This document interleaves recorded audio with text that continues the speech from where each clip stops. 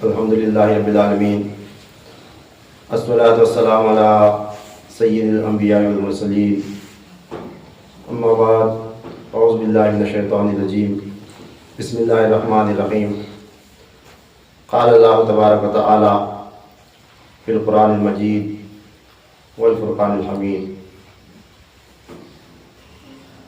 ان اللہ وملائکتہ یصلون علی النبی یا ایھا الذین آمنوا صلوا علیہ وسلموا تسلیما، اللہم صلی علی سیدنا شفیعنا حبیبنا نبینا مولانا محمد وعلی آلہ وصحبہ وبارک وسلم، صلاۃ و سلام علیک یا رسول اللہ صلی اللہ تعالی علیہ وسلم۔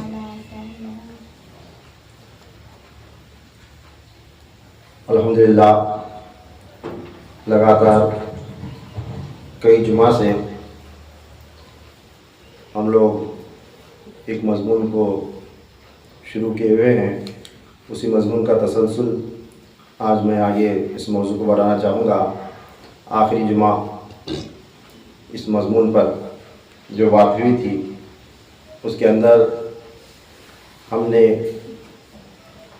امام اعظم ابو حنیفہ رضی اللہ تعالیٰ عنہ کے خاندان کے حوالے سے ان کے آباء و اجداد کا تذکرہ سنتے آ رہے ہیں۔ آدم علیہ السلام سے لے کر ان کے دادا تک ہم پہنچ چکے تھے، یعنی جن کا نام حضرت کاؤس تھا، نوشیروان عادل بادشاہ کے خاندان کے بزرگ ہیں حضرت کاؤس۔ ان کے والد کا نام تھا ہرمز دوم، ان کے والد کا نام تھا حضرت کاؤس کا۔ یہ جب تخت نشین ہوئے تو اس وقت وہ زمانہ تھا کہ حضور اکرم صلی اللہ تعالیٰ علیہ وسلم کی بعثت ہو چکی تھی، اور آپ صلی اللہ تعالیٰ علیہ وسلم نے کئی سلاطین کی طرف خطوط بھیجے تھے، اسلام کی دعوت بھیجی تھی۔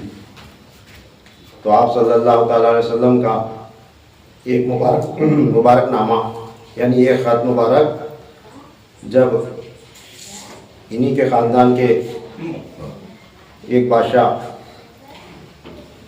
خسرو پرویز تک پہنچا تو اس نے بے ادبی و گستاخی کرتے ہوئے آپ صلی اللہ علیہ وسلم کے اس مبارک نامے کو چاک کر ڈالا تھا، یعنی پھاڑ دیا تھا۔ پھر اوپر سے اپنے حکومت کے دو بڑے پہلوان، ایک بانونا اور ایک خرخرا، یہ دو بڑے نامور مشہور پہلوانوں کو اس نے حضور صلی اللہ علیہ وسلم کی بارگاہ میں روانہ کیا تھا کہ جا کر یہ خبر لے آؤ کہ معاذ اللہ محمد نے ہمیں اسلام کی دعوت پیش کرنے کی جرت کیسے کی، بجائے قبول کرنے یا خاموش رہنے کے اس نے بے ادبی و گستاخی کرتے ہوئے ایک تو اس مبارک نامے کو پھاڑ ڈالا، اور پھر اوپر سے یہ دعوت اسلام کی ہمیں بھیجنے کی ضرورت کیسے کی، یہ پوچھ کیا محمد سے صلی اللہ تعالیٰ علیہ وسلم۔ آپ صلی اللہ تعالیٰ علیہ وسلم کی بارگاہ میں اس نے اپنے حکومت کے، اپنے سلطنت کے دو بہت بڑے پہلوانوں کو مدینہ روانہ کیا تھا۔ جب یہ دونوں پہلوان آپ صلی اللہ علیہ وسلم کی بارگاہ میں پہنچے تو جو ہی آپ صلی اللہ علیہ وسلم کے مبارک چہرے انور پر ان کی نظر پڑی تو ہیبت سے کانپنے لگے اور انہیں زبان تک ہلانے کی سخت نہ رہی۔ آپ صلی اللہ علیہ وسلم نے فرمایا انتظار کرو، اس کا جواب میں کل دوں گا۔ آپ نے جواب کو اللہ تعالیٰ کے سپرد کر دیا۔ حضور صلی اللہ علیہ وسلم نے خود جواب نہیں دیا کہ دیکھیں گے اللہ تعالیٰ کی بارگاہ سے کیا اس کے حق میں جواب آتا ہے۔ تو دوسرے دن آقا نے بلایا اور فرمایا کہ چلے جانا اور بتانا تمہارے بادشاہ کو کہ اس نے اللہ کے نام کو پھاڑا ہے، اللہ اس کی حکومت کے ٹکڑے کر ڈالے گا۔ تو وہی معاملہ ہوا، اس کی حکومت کے بھی ٹکڑے ہوئے، پھر اس کے بھی ٹکڑے ہوئے۔ آپ صلی اللہ علیہ وسلم کی مبارک زبان سے نکلنا تھا، اس کا بیٹا شیرویہ نامی اس سے بغاوت کیا اور اس کا پیٹ پھاڑ کر اسے مار ڈالا۔ اس طرح وہ واصل جہنم ہو گیا۔ خسرو پرویز اس کا نام تھا۔ یہ خبر جب حضرت کاؤس یعنی امام اعظم ابو حنیفہ رضی اللہ عنہ کے دادا جب ان تک پہنچی تو یہ اور شرمندہ ہوئے کہ ہمارے خاندان کے ایک فرد نے حضور اکرم صلی اللہ علیہ وسلم کی اس طرح بے ادبی و گستاخی کی ہے. کیونکہ شروع سے آپ سنتے آ رہے ہیں 2 بیانیں 2 تقریریں اس سے پہلے کہ میں یوٹیوب پر اپلوڈ کر چکا ہوں، وہ سنیں تاکہ جو ہے نا یہ آگے کا مضمون جو ہے نا آسانی سے سمجھ میں آ جائے. تو یہ وہ لوگ تھے کہ حضور صلی اللہ علیہ وسلم کے خاندان سے، ان کے آبا و اجداد سے بھی محبت کیا کرتے تھے. نوشیروان عادل بادشاہ بھی اور ان کے اولاد میں سے بھی، یہاں تک کہ یہ جو خسرو پرویز تھا انہی کے خاندان کا فرد تھا، مگر یہ بے ادبی کرتے ہوئے ہلاک ہو گیا. مگر ایک طرف ان کی شاخ باقاعدہ ان کے باادب بنی رہی اہل بیت اطہار کی، حضور اکرم صلی اللہ علیہ وسلم کے خاندان کی، ان کے آبا و اجداد کی. تو حضرت کاؤس، میں نے آخری جمعہ میں بتایا تھا کہ یہ ایک مرتبہ اپنے خاندان کے جو تبرکات رکھے ہوئے ہوتے ہیں، شیخ خانہ جو ہوتا ہے، یعنی لائبریری کہہ لیں یا اسٹور روم کہہ لیں، تو اس روم میں جو ہے نا کہ ہمارے بزرگوں سے چل کر آئی ہوئی اشیاء کیا کیا ہیں دیکھیں گے. یہ نیت سے جب جا کر ٹہلنے لگے تو انہیں وہاں پر ایک رسالہ ملا. جب انہوں نے جب اس رسالے کو کھول کر دیکھا تو وہ نوشیروان عادل بادشاہ کا لکھا ہوا تھا، اور وہ بھی ان کا لکھا ہوا نہیں بلکہ بزرگوں سے ان کے چلا آ رہا تھا، اور بڑا متبرک خاص ایک تبرک تھا. اس رسالے کے اندر نوشیروان عادل بادشاہ کا جو ہے نا ایک خط موجود تھا. اس میں انہوں نے لکھا تھا کہ میری اولاد میں سے جو کوئی اس رسالے کو اس وقت پالے جس وقت آخری نبی حضرت احمد مجتبیٰ محمد مصطفیٰ صلی اللہ علیہ وسلم کی بعثت ہو چکی ہو، تو اس وقت یہ رسالہ ذمہ داری کے ساتھ لے جا کر اس آخری نبی کے دربار میں پیش کر دے. یہ انہوں نے اس میں لکھا تھا. یہاں تک میں بیان کیا تھا پچھلے ہفتے. چلیے اب آگے مضمون کو آپ کو آسانی سمجھ میں آئے گا، آگے بڑھاتے ہیں. تو حضرت کاؤس رضی اللہ تعالیٰ عنہ جب انہوں نے یہ دیکھا کہ اس میں خط موجود ہے اور ہمارے آبا و اجداد میں نوشیروان عادل نے باقاعدہ وصیت کی ہے کہ جو کوئی اس رسالے کو اس وقت پالے جب آخری نبی کا ظہور ہو چکا ہو تو یہ رسالہ ان کی خدمت میں پیش کرے. تو اب یہ ذمہ داری میرے حق میں آئی ہے. انہوں نے جان لیا. اب پہلے سے عشق رسول صلی اللہ علیہ وسلم کے سینے میں موجود تھا، یہ دیکھنے کے بعد اور عشق رسول ان کے سینے میں امٹ آیا. اب عشق رسول جب حد سے بڑھا تو آپ نے حکومت کو ٹھوکر مار دی، سلطنت کو ٹھکرا دیا. سلطنت چھوڑ دے. ایران کے بادشاہ تھے، سلطنت چھوڑ کر عشق رسول صلی اللہ تعالیٰ علیہ وسلم نے آپ وہاں سے اپنی حکومت سلطنت پر لعنت کر کے میاں اطلاع اس خطے سے تنہا وہ رسالہ لے کر مدینہ منورہ کی طرف نکل پڑے. حضرت ابو ہریرہ رضی اللہ تعالیٰ عنہ، حضرت انس بن مالک رضی اللہ تعالیٰ عنہ اور حضرت عبداللہ ابن عباس رضی اللہ تعالیٰ عنہ یہ روایت کرتے ہیں کہ 10 ہجری میں محرم کا مہینہ تھا، 30 تاریخ تھی اور پیر کا دن تھا. ظہر کے وقت حضرت کاؤس بڑے حسن و ادب کے ساتھ اور عشق رسول صلی اللہ تعالیٰ علیہ وسلم میں ڈوب کر بڑے ادب و احترام سے شہنشاہ دو عالم حضرت محمد مصطفیٰ صلی اللہ تعالیٰ وسلم کی بارگاہ میں حاضر ہوئے.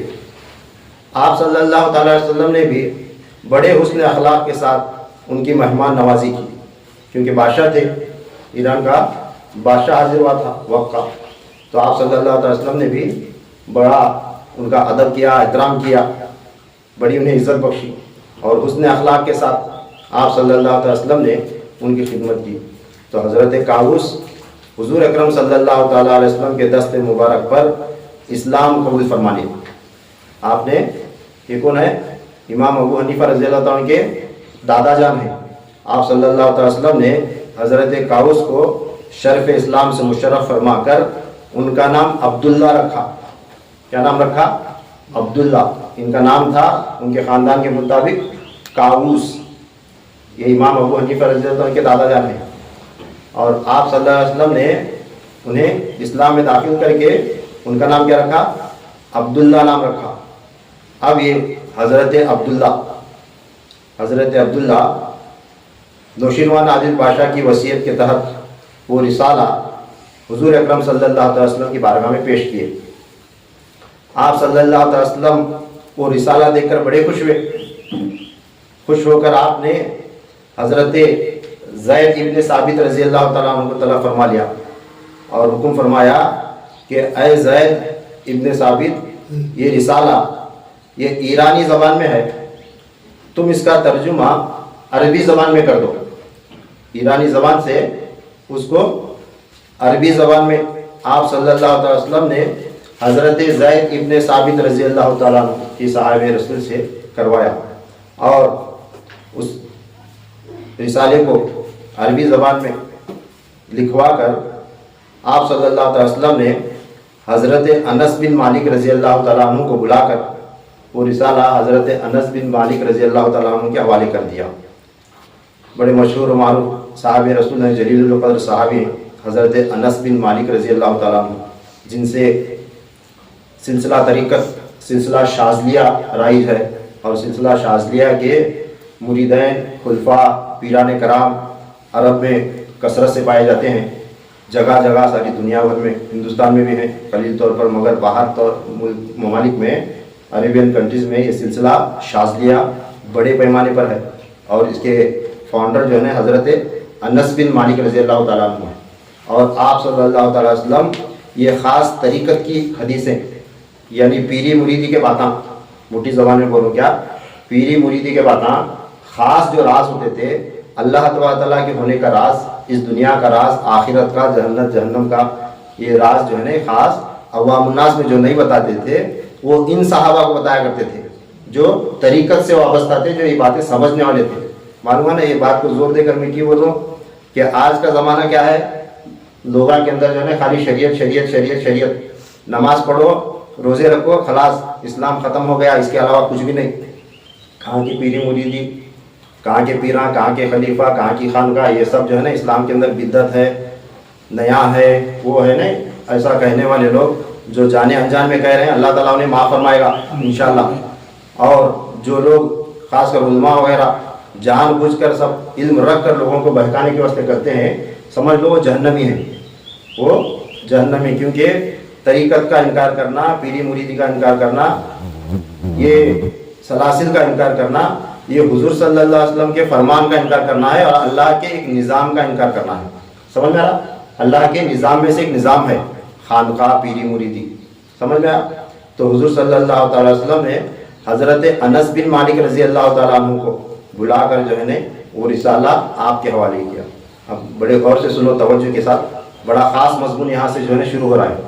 اب جو ہے نا ہمیں آدم علیہ السلام سے میں بتاتے بتاتے یہاں تک آیا، وہ پیچھے جو تذکرہ گزرا وہ گزرا، اب یہاں سے امام اعظم ابو حنیفہ رضی اللہ عنہ کے خاندان کا تذکرہ ہو، کیونکہ ہم نہ معلوم رہنا ہمیں جو ہے نا مسلک حنفی والے ہے کہ نہیں، جس امام کی ہمیں پیروی کرتے ہیں امام اعظم ابو حنیفہ رضی اللہ تعالیٰ عنہ کی، ہمارا نماز پڑھنا، ہمارا جو ہے نا کھانے پینے کا طریقہ، زندگی گزارنے کا طریقہ، شادی بیاہ کا طریقہ، کفن دفن کا طریقہ کس کے بتائے ہوئے فقہ کے مطابق ہمیں کرتے ہیں؟ امام اعظم، بولو معلوم ہے کس کے؟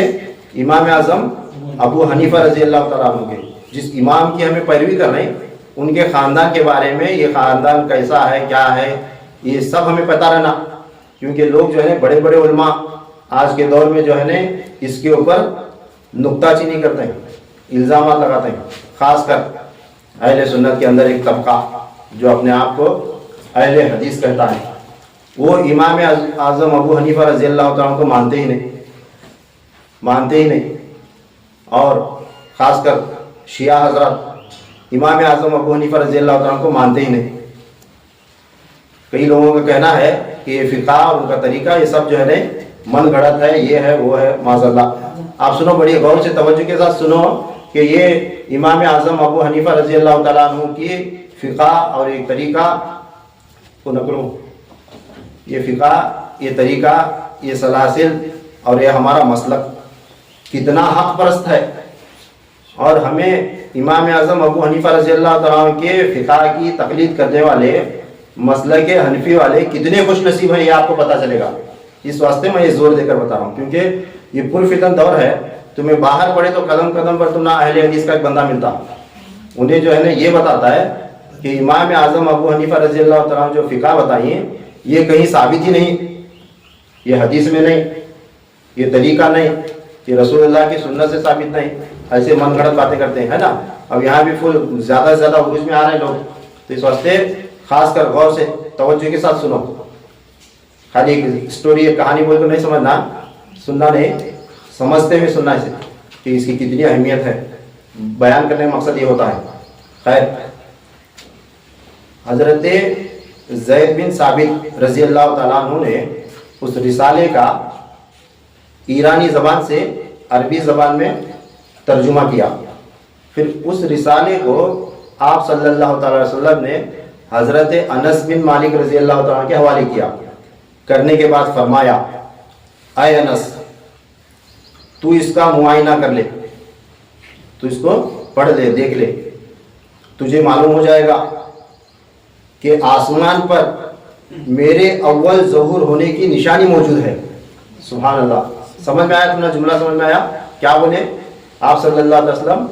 اے انس اس رسالے کو تو اچھی طرح پڑھ لے، دیکھ لے، اس کے اندر لکھا ہوا ہے کہ میں اول نبی اور میرا نور اول، سب سے اللہ نے سب سے پہلے میرے نور کی تخلیق کی، سب سے اللہ تعالیٰ نے مجھے پیدا فرمایا.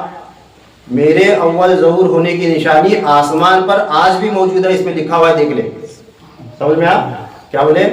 میرے سب سے اول ہونے کی، سب سے اول ظاہر ہونے کی ایک نشانی آسمان پر موجود ہے، وہ اس رسالے میں لکھا ہوا ہے، اس کو دیکھ لینا. حضرت انس بن مالک رضی اللہ تعالیٰ عنہ کو یہ بول کر آقا صلی اللہ علیہ وسلم دینے کے بعد اور آقا فرماتے ہیں اس کے آگے، حضرت انس بن مالک رضی اللہ تعالیٰ فرماتے ہیں اس کا بیان، میں نے اس رسالے کا مطالعہ کیا، اس کا بیان خوب صاف طور پر اس رسالے کے اندر موجود تھا. حضرت انس بن مالک رضی اللہ تعالیٰ فرما رہے کہ میں نے اس رسالے کو پڑھا، دیکھا تو وہ نشانی، اس کا بیان اس رسالے پہ موجود تھا. اور حضرت انس بن مالک رضی اللہ عنہ فرماتے ہیں کہ میں نے ارشاد مصطفیٰ صلی اللہ تعالیٰ علیہ وسلم کے مطابق آسمان پر اس رسالے میں، آسمان پر اس رسالے میں حضور اکرم صلی اللہ علیہ وسلم کے نور اول کے ہونے کا راز موجود تھا. میں نے دیکھا، کیا بولے؟ آسمان پر وہ راز مجھے پتا چلا، معلوم ہوا، ظاہر ہوا کہ حضور اکرم صلی اللہ علیہ وسلم کا نور جو ہے نا سب سے اول ظاہر ہوا. اس کی نشانی آج بھی موجود ہے اور اولیاء اللہ کو یہ نظر آتی ہے، اولیاء اللہ کو یہ نظر آتی ہے. فرماتے ہیں اس راز کو دیکھ کر میں نہایت مسرور ہوا، میں بہت خوش ہوا اس راز کو دیکھ کر. کون فرما رہے؟ حضرت انس بن مالک رضی اللہ تعالیٰ. پھر حضور صلی اللہ تعالیٰ وسلم نے حضرت انس بن مالک رضی اللہ تعالیٰ کو اس رسالے کا معائنہ کروایا اور اس کے احوال معلوم کروائے اور فرمایا کہ اے انس اس رسالے میں جو کچھ موجود ہے، اگر میری امت اس کا مطالعہ کرے گی، اس کو دیکھ لے گی، تو اس کے مطالعہ کرنے سے میری امت پر اللہ تبارک تعالیٰ کے دینی و دنیاوی بے شمار راز اس پر کھل جائیں گے. کس پر؟ اس رسالے کو پڑھنے والے پر، اس کا مطالعہ کرنے والے پر. حضرت انس بن مالک رضی اللہ تعالیٰ نے فرمایا. پھر آگے حضور اکرم صلی اللہ تعالیٰ علیہ وسلم نے حضرت انس بن مالک رضی اللہ تعالیٰ عنہ سے فرماتے ہیں کہ اے انس، ان کو یعنی عبداللہ کو، جو موجود تھے نا حضرت امام اعظم ابو حنیفہ رضی اللہ عنہ کے دادا حضرت کاؤس جن کا نام تھا، پھر ان کا نام عبداللہ رکھا گیا. ان کو یعنی عبداللہ کو، یہ جو ہے نا یہ نوشیروان عادل بادشاہ کی اولاد میں سے ہیں. اب ان کی اولاد میں سے، ان کی اولاد میں سے سنو غور سے، کیا آقا فرما رہے ہیں؟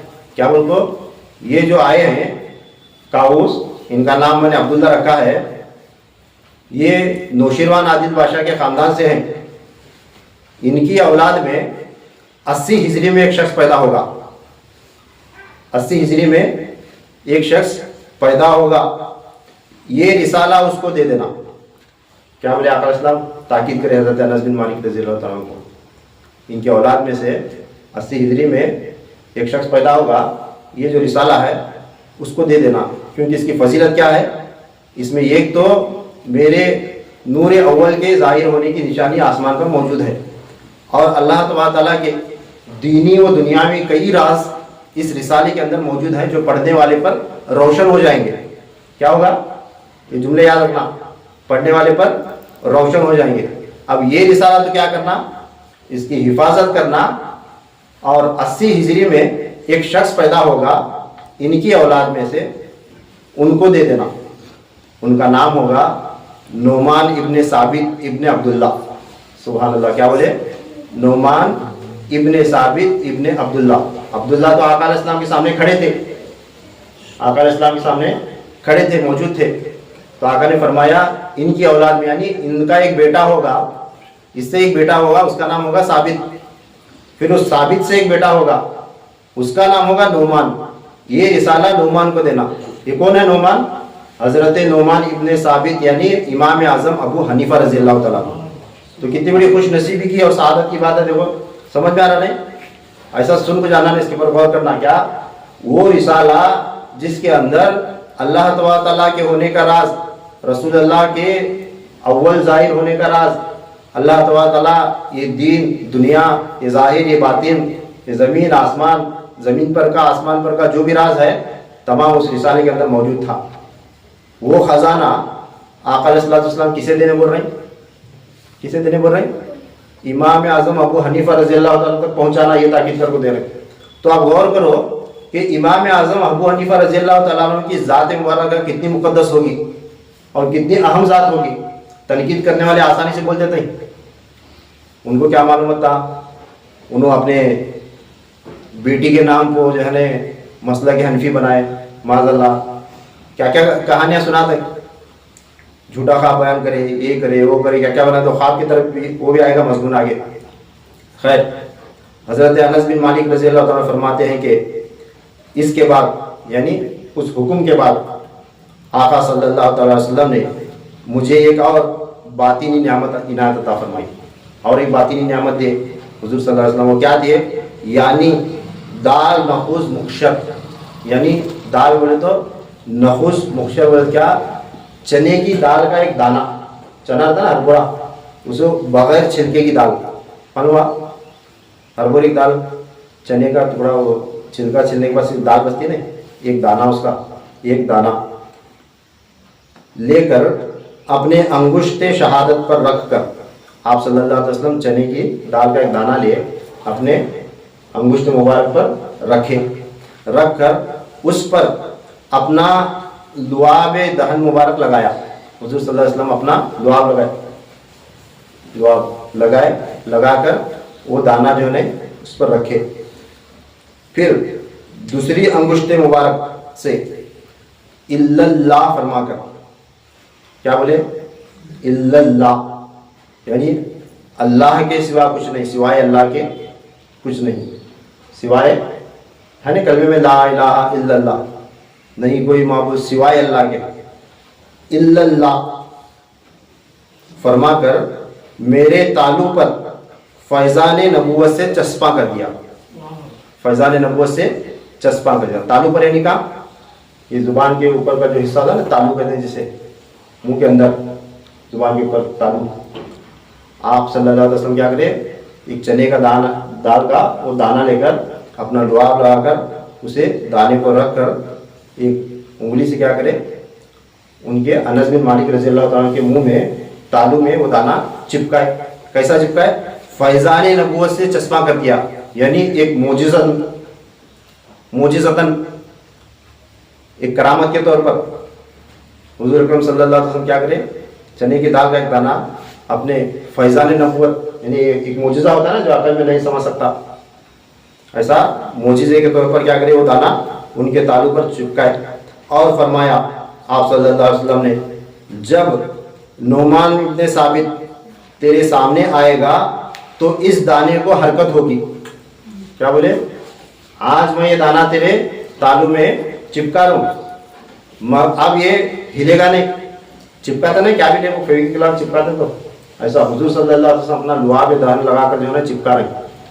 حضرت انس بن مالک رضی اللہ تعالیٰ عنہ کے منہ میں تالو پر، زبان کے اوپر بول رہا کیا؟ اب یہ ہلے گا نہیں.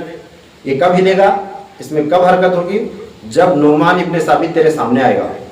نعمان ابن ثابت تیرے سامنے آئے گا. اس سے قبل یہ دال کبھی حرکت نہیں کرے گی.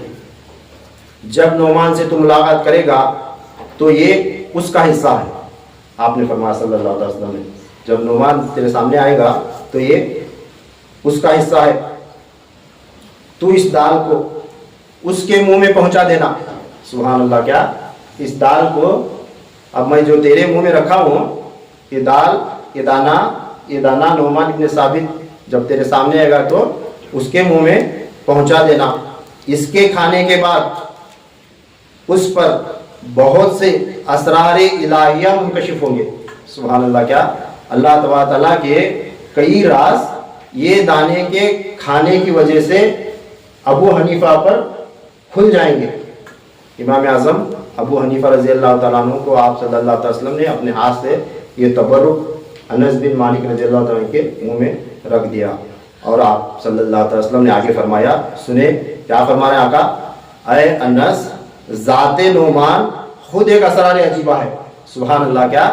کیا بول رہے ہیں؟ نہیں سمجھ میں آیا؟ ذات نعمان یعنی حضرت امام اعظم ابو حنیفہ رضی اللہ عنہ کی ذات خود اللہ تعالیٰ کے رازوں میں سے ایک راز ہے. معلوم ہوا؟ جیسا کہ حضور صلی اللہ علیہ وسلم کی ذات اللہ کے رازوں میں سے ایک راز ہے جن کے ذریعے دنیا چل رہی. دنیا اللہ تعالیٰ تخلیق فرمایا, ساری مخلوقات کو پیدا فرمایا. پھر ان کے بعد مولا کائنات علی علیہ السلام کی ذات مبارکہ اللہ کے رازوں میں سے ایک راز ہے. سیدہ کائنات فاطمہ الزہرا سلام اللہ علیہا کی ذات مبارکہ اللہ کے رازوں میں سے ایک راز ہے. حسنین کریمین اللہ کے رازوں میں سے راز ہے جنہیں جنت کا سردار بنایا گیا ہے. جنت اللہ کی مگر مالک کون؟ فاطمہ الزہرا اور حسن اور حسین علیہ السلام علیہ مجمعین. کیا جنت اللہ کی مگر مالک کسے بنایا مالک؟ ایک طرف فاطمہ کو ایک طرف حسن و حسین کو بنایا ہے نا. پھر اسی طرح کل ولیوں کے شہنشاہ پیران پیر غوث اعظم دستگیر رضی اللہ تعالیٰ عنہ اللہ کے رازوں میں سے ایک راز ہیں. معلوم ہے؟ اسی طرح خواجہ غریب نواز معین الدین چشتی اجمیری حسن سنجری رضی اللہ عنہ یہ اللہ کے رازوں میں سے ایک راز ہیں. پھر صابر پاک علاء الدین علی احمد کلیری رحمۃ اللہ تعالیٰ علیہ یہ اللہ تعالیٰ کے رازوں میں سے ایک راز ہیں. یہ جو امامین ہیں 12 امامین جن کے بدولت دنیا چل رہی, دنیا ٹکی ہوئی ہے, آخری امام کے آنے کے منتظر ہیں. جب وہ آ جائیں گے تو دنیا ختم ہو جائے گی. 12 امامین جن پر دنیا کا نظام ٹکا ہوا ہے یہ اللہ کے رازوں میں سے راز ہیں. 14 نفوس قدسیہ جسے کہا جاتا ہے یہ اللہ کے رازوں میں سے راز ہیں. سمجھ میں آیا؟ اسی طرح آپ صلی اللہ علیہ وسلم نے فرمایا کہ اے انس بن مالک سن لے, اے انس ذات نعمان خود ایک اسرار عجیبہ ہے, یہ اللہ کے رازوں میں سے ایک راز ہے. تو کتنی مقدس ہستی ہوگی امام اعظم ابو حنیفہ رضی اللہ تعالیٰ عنہ کی. کتنا حقیر جان کر, کتنی حقارت کے ساتھ, کتنے آسانی سے لوگ بولتے ہیں کہ امام ابو حنیفہ انہوں خالی ایک فقہ کے امام تھے. استغفر اللہ معاذ اللہ. ایمان غارت بولنے والوں کا ایمان غارت, چاہے وہ اہل حدیث ہو, چاہے اہل یزید ہو, چاہے کوئی بھی ہو, کون سے بھی مسلک کا رندے, چاہے سنی رندے, چاہے وہابی رندے, دیوبندی رندے, چاہے شیعہ ہو, کون بھی ہو, کون سے بھی مسلک کا ہو, امام اعظم ابو حنیفہ رضی اللہ تعالیٰ عنہ کا گستاخ وہ جہنمی کہلائے گا. کیونکہ یہ وہ ذات ہے جن کے حق میں آپ صلی اللہ علیہ وسلم فرما رہے ہیں کہ اے انس یہ نعمان ابن ثابت اللہ کے رازوں میں سے ایک راز ہے. سبحان اللہ سبحان اللہ. ٹھیک ہے. پھر انس بن مالک رضی اللہ عنہ فرماتے ہیں کہ اس کے علاوہ یہ 2 حکم ہو گئے. پھر آپ صلی اللہ علیہ وسلم نے کیا کیا ارشاد فرمایا سنیں. انس بن مالک رضی اللہ عنہ فرماتے ہیں کہ اس کے علاوہ ان کے حوالے سے یعنی نعمان ابن ثابت کے حوالے سے کئی احادیث طریقت آپ صلی اللہ علیہ وسلم نے مجھے ارشاد فرمائے. یعنی حضور صلی اللہ علیہ وسلم کے زبان مبارک سے جو جملہ نکلتا ہے اسے بولتے ہیں حدیث, ہے نا. آپ صلی اللہ علیہ وسلم کے زبان اقدس سے جو جملہ نکلا اسے حدیث بولتے ہیں. وہ حدیث جو آپ صلی اللہ علیہ وسلم وہ جملے وہ باتیں جو عوام الناس میں سب کے سامنے بیٹھ کر بولتے تھے وہ جو ہے نا حدیث میں یہ ہے, حدیث میں یہ ہے, حدیث میں یہ ہے بول کر ہمارے پاس کتابیں ہیں. سو معلوم ہے بخاری شریف, مسلم شریف, ترمذی شریف, ابو داؤد شریف جتنے بھی احادیث کی کتابیں ہیں یہ کیا ہیں؟ حضور صلی اللہ علیہ وسلم بولے سو باتاں، آپ صلی اللہ علیہ وسلم کے جملے، جیسا یہ حدیثاں ہیں نا، اسی طرح آپ صلی اللہ علیہ وسلم کے وہ باتیں جو آپ صلی اللہ علیہ وسلم چھپا کر خاص صحابہ کرام کے سامنے بیان کرتے تھے، وہ بھی حدیث، اسے کہا جاتا ہے حدیث طریقت۔ معلوم ہوا؟ احادیث طریقت، وہ خاص راز و نیاز کے چھپا کر رکھنے کے، سب کو نہیں بتانے کے بتا، جو خاص صحابہ کو بتاتے تھے آقا علیہ السلام، وہ احادیث۔ انس بن مالک رضی اللہ تعالیٰ فرما رہے ہیں کہ اس کے علاوہ، اس نعمت کے علاوہ کئی احادیث طریقت آپ صلی اللہ علیہ وسلم نے میرے سامنے ارشاد فرمائے، یہ عوام الناس میں ان کا اظہار کرنا منع ہے۔ کیا بول رہے ہیں؟ انس بن مالک رضی اللہ تعالیٰ عنہ، عوام الناس میں ان باتوں کا کھول کر بیان کرنا، اس کا اظہار کرنا منع ہے، وہ عوام کو سنانے کی چیزیں نہیں ہیں، چھپا کر رکھنے کا حکم ہے۔ جن میں سے ایک حدیث میں آپ کے سامنے بیان کر رہا ہوں، انس بن مالک فرما رہے ہیں۔ تو یہ حدیث انس بن مالک رضی اللہ تعالیٰ عنہ سب کے سامنے بیان کرے، یہ جو ہے نا امام بخاری تک پہنچی، پھر امام شافعی تک پہنچی، امام مسلم تک پہنچی، امام ترمذی تک پہنچی، حضرت ابو داؤد صاحب مصنف تک پہنچی، اور امام نسائی تک پہنچی۔ یہ حدیث جو ہے نا، یہ فقہ کی احادیث کی کتابوں میں موجود ہے یہ حدیث۔ اسی طرح کی کئی حدیثیں جو ہے نا، وہ حدیثیں جو بیان ہوئی تھی آپ صلی اللہ علیہ وسلم نے جو سنائے تھے، وہ انس بن مالک رضی اللہ عنہ نہیں بیان کرے۔ یہ ایک حدیث بیان کر رہے ہیں، کیا آپ صلی اللہ علیہ وسلم نے فرمایا کہ لو لم ابعث لعبیس نعمان ابن ثابت نبیہ، اے انس اگر میں آخری نبی نہ ہوا ہوتا، اگر میں آخری نبی نہ ہوا ہوتا، نبوت مجھ پر ختم نہ ہوئی ہوتی، تو نعمان ابن ثابت بھی نبی ہوتا۔ سبحان اللہ۔ کیا فرمایا آقا نے؟ اگر نبوت مجھ پر ختم نہ ہوئی ہوتی، میں آخری نبی نہ ہوا ہوتا، تو میرے بعد نعمان ابن ثابت نبی ہوا ہوتا۔ تو اتنی مقدس ذات امام اعظم ابو حنیفہ رضی اللہ تعالیٰ عنہ۔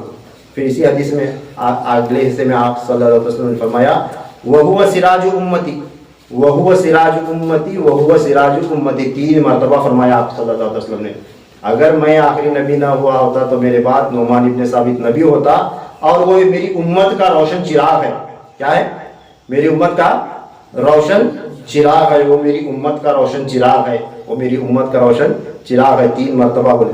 تو سوچو آپ، جن کے حق میں حضور صلی اللہ علیہ وسلم فرما رہے ہیں کہ میں نبی نہ ہوتا، آخری نبی نہ ہوا ہوتا، تو میرے بعد نعمان ابن ثابت نبی ہوتا اور میری امت کا روشن چراغ ہے۔ تو ایسی شخصیت کے بارے میں لوگ اگر زبان درازی کریں تو کیا یہ جہنم کے حقدار نہیں بنیں گے؟ کتنے لوگوں کو، کتنے امت کو جو ہے کثیر تعداد، بڑے طبقے کو جو ہے نا، یہ آج اہل حدیث اپنے آپ کو کہلانے والا فرقہ امام اعظم ابو حنیفہ رضی اللہ تعالیٰ کے بارے میں کیا کیا بولتے ہیں، اور شیعہ لوگ کیا کیا بولتے ہیں امام اعظم ابو حنیفہ رضی اللہ تعالیٰ کے بارے میں۔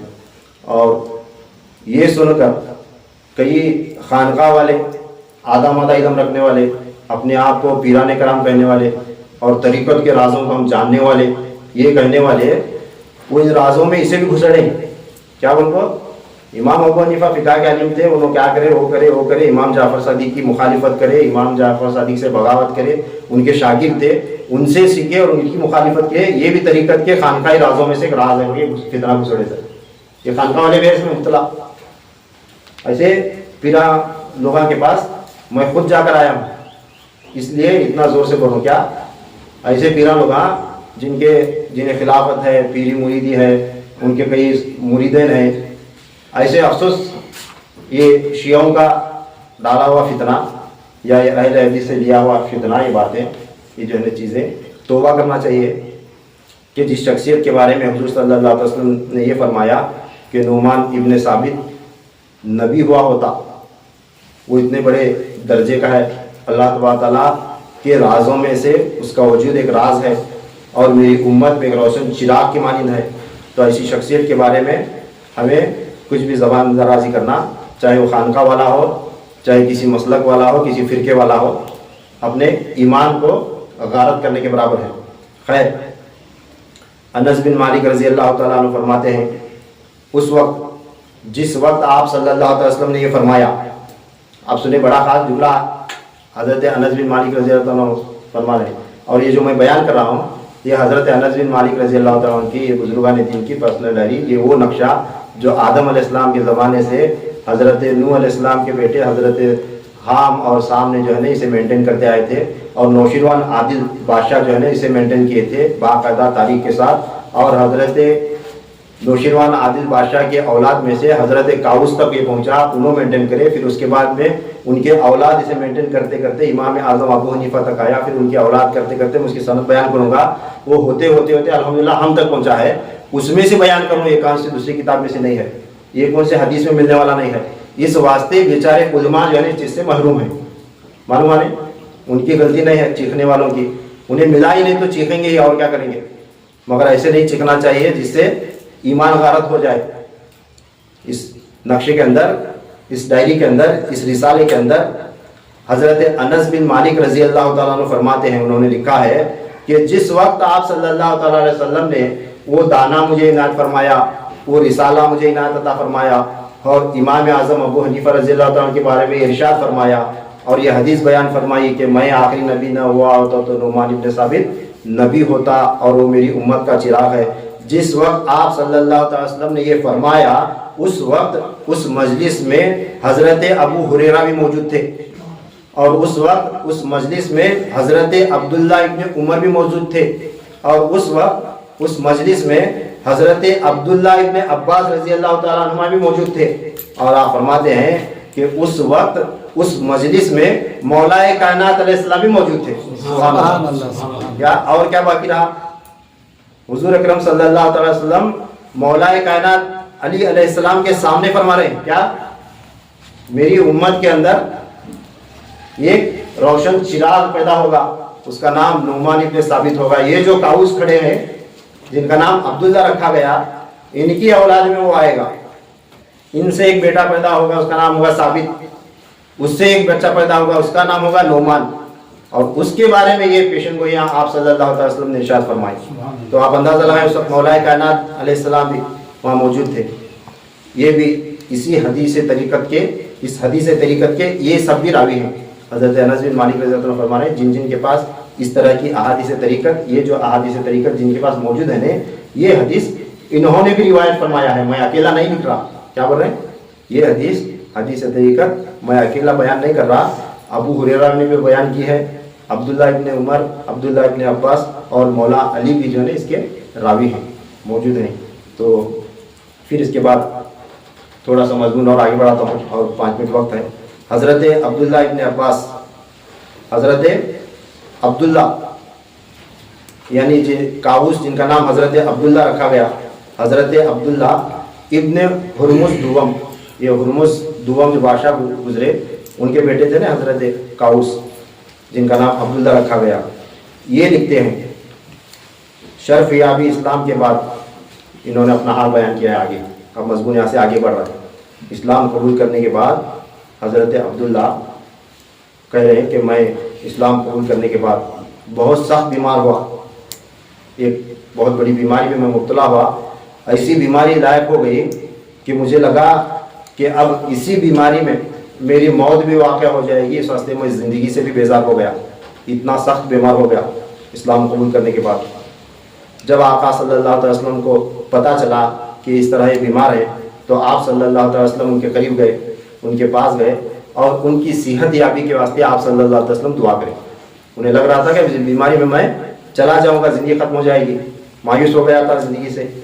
تو آپ صلی اللہ علیہ وسلم آئے اور ان کے واسطے دعا کریں۔ اور آپ کو بتا دوں آپ صلی اللہ علیہ وسلم نے ان کے واسطے کیا دعا کی تھی، وہ دعا بھی موجود ہے اس رسالے میں، اور الحمدللہ ہمارے پاس ہے موجود ہے، وہ دعا بھی اس میں موجود ہے۔ آپ صلی اللہ علیہ وسلم نے فرمایا، اے عبداللہ، کوفہ کی آب و ہوا بڑی عمدہ ہے۔ کیا فرمائے؟ کوفہ کی یعنی عراق کا جو خطہ ہے کوفہ، وہاں پر جو ہے نا ہوا، وہاں کی آب و ہوا بڑی عمدہ ہے۔ میرے صحابہ سالم اور عمر کوفہ جا رہے ہیں، حضرت سالم رضی اللہ تعالیٰ عنہ اور حضرت عمر فاروق اعظم رضی اللہ تعالیٰ عنہ، یہ کوفہ جا رہے ہیں، تم ان کے ساتھ کوفہ چلے جاؤ، یہ حکم فرمایا۔ اور آپ صلی اللہ تعالیٰ وسلم نے حضرت عمار بن حسان رضی اللہ تعالیٰ عنہ کی بیٹی بی حاجرہ رضی اللہ تعالیٰ عنہ کے ساتھ جو ہے حضرت عبداللہ کا نکاح کروایا، حضور صلی اللہ علیہ وسلم نکاح کروایا حضرت عمار بن حسان رضی اللہ تعالیٰ عنہ کی بیٹی کے ساتھ ان کا امام اعظم ابو حنیفہ رضی اللہ تعالیٰ عنہ کے دادا کا نکاح ہوا. پھر حکم مصطفیٰ صلی اللہ علیہ وسلم کے تحت بعد میں یہ کہہ رہے ہیں میں کوفہ منتقل ہوا ان صحابہ کے ساتھ. میں کوفہ چلا گیا. جب میں کوفہ چلا گیا تو مجھے اللہ تعالیٰ کی عطا سے 2 بچے پیدا ہوئے, ایک لڑکی اور ایک لڑکا. لڑکی کا نام میں نے عجوبہ رکھا, لڑکی کا نام عجوبہ رکھا, اور لڑکے کا نام ثابت رکھا. لڑکے کا نام کیا رکھا؟ ثابت. حضور صلی اللہ علیہ وسلم بولے تھے نا ان سے ثابت پیدا ہوگا, تو ثابت نام رکھا گیا. تو یہ جو حضرت عبداللہ تھے کاؤس, جو حضور صلی اللہ علیہ وسلم کی بارگاہ میں حاضر ہو کر اسلام قبول فرمائے تھے, یہ امام اعظم ابو حنیفہ رضی اللہ تعالیٰ عنہ کے یہ دادا تھے. ان کا وصال 81 ہجری میں ہوا ہے. 81 ہجری میں ان کا وصال ہوا. پیر کے دن اس رسالے میں لکھا ہوا ہے شعبان کا مہینہ تھا, 81 ہجری تھی, 16 تاریخ تھی, پیر کا دن تھا, عصر کے وقت حضرت عبداللہ وفات پا گئے. اس طرح اس رسالے کے اندر تفصیل سے لکھا ہوا ہے. اتنا تفصیل کے ساتھ ڈیٹیل یہ مینٹین کرتے ہیں. تو بتاؤ یہ باتیں کیسے غلط ہو سکتی ہیں, جھوٹ ہو سکتے ہیں؟ حضور اکرم صلی اللہ علیہ وسلم کی اس میں احادیث مبارکہ موجود ہیں. تو فرماتے ہیں کوفہ میں امام مسلم علیہ السلام کے رضی اللہ تعالیٰ عنہ کے مزار سے غرب کی طرف, مغرب کی طرف 71 قدم کے فاصلے پر ان کی مزار موجود ہے. یہاں تک لکھا ہوا ہے کیا؟ ان کی مزار جو ہے نا کوفہ کے اندر, جہاں پر امام مسلم رضی اللہ تعالیٰ عنہ, وہ جو کربلا کے واقعے سے پہلے جو شہید ہوئے تھے, امام مسلم رضی اللہ تعالیٰ عنہ کی جو مزار انور ہے مغرب کی طرف, ان کی مزار سے مغرب کی طرف 71 قدم چل کر جانے کے بعد ان کی حضرت عبداللہ کی مزار وہاں پر موجود ہے. الحمدللہ یہاں تک یہ تذکرہ مکمل ہوا. اسے روکتے ہیں انشاءاللہ تعالیٰ. اب آگے آنے والے جمعہ کو امام اعظم ابو حنیفہ رضی اللہ تعالیٰ عنہ کے دادا کا ذکر, آپ کے دادا کا ذکر مکمل ہونے کے بعد اب ان کے والد کا ذکر حضرت ثابت کا تذکرہ شروع ہوگا انشاءاللہ تعالیٰ. اگلے جمعہ جلد آنے کی کوشش کریں. اللہ تعالیٰ جو کچھ بھی ہمیں سنے ہیں اس پر ہمیں یقین رکھنے کی توفیق نصیب عطا فرمائے, اور جانے انجانے میں کبھی ہم سے بھی امام اعظم ابو حنیفہ رضی اللہ تعالیٰ عنہ کے بارگاہ میں بیعت بھی ہوئی, گستاخی ہوئی, یا کچھ بھی ہمارے ذہن میں کچھ خیال آیا ہو غلط, کسی کی باتیں سن کر کسی کے بہکاؤ میں آ کر, اللہ تعالیٰ معاف فرمائے, اور حضور صلی اللہ علیہ وسلم کے اس فرمان کی حیا رکھنے کی توفیق نصیب عطا فرمائے. صرف امام اعظم ابو حنیفہ نہیں, کل بزرگان دین جتنے بھی ہمارے اہل سنت والجماعت کے ہیں یا دوسرے مسالک کے ہیں, دوسرے فرقوں کے ہیں, جو بھی ہے, جو بڑے نامور بزرگان دین ہیں, نہ جانتے ہوئے بے دھڑک زبان سے نہ گستاخی کریں, نہ جو ہے نا حد سے بڑھیں. اللہ تعالیٰ ان کے حال پر ان کو چھوڑ کر زبانوں کو لگام رکھنے کی توفیق نصیب عطا فرمائے. وآخر دعوانا الحمدللہ رب العالمین وما علینا الا البلاغ.